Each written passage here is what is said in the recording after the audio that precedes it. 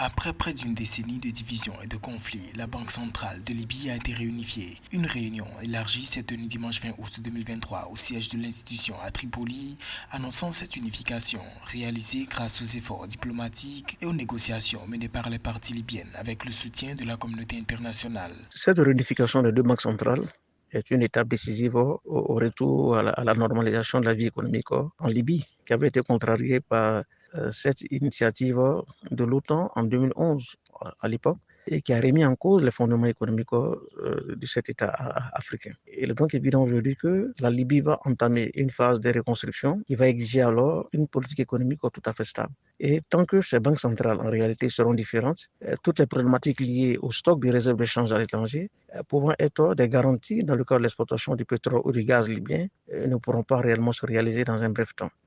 La division de la Banque centrale a été l'un des principaux obstacles à la stabilité économique de la Libye. Depuis 2014, le pays avait été confronté à une situation chaotique marquée par la présence de deux banques centrales rivales, l'une basée à Tripoli dans l'ouest du pays et l'autre à Benghazi dans l'est. Ceci avait entraîné une fragmentation de l'économie et un affaiblissement du système bancaire. Les deux banques centrales émettaient leur propre monnaie et menaient des politiques monétaires indépendantes, contribuant ainsi à l'hyperinflation et à la dépréciation de la monnaie nationale qu'est le dinar libyen.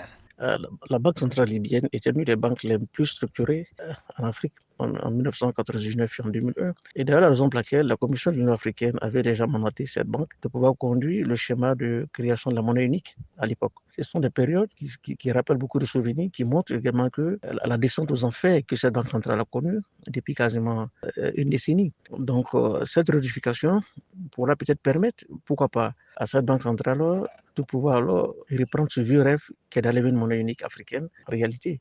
Les efforts de médiation de l'ONU et la volonté des parties libyennes de trouver une solution à un accord de réunification de la Banque centrale ont abouti. Les deux branches de la Banque centrale sont désormais intégrées en une seule institution avec un siège à Tripoli. Les responsables de la Banque centrale ont également convenu de coopérer étroitement pour restaurer la stabilité économique du pays et relancer les secteurs clés tels que le pétrole et les services financiers.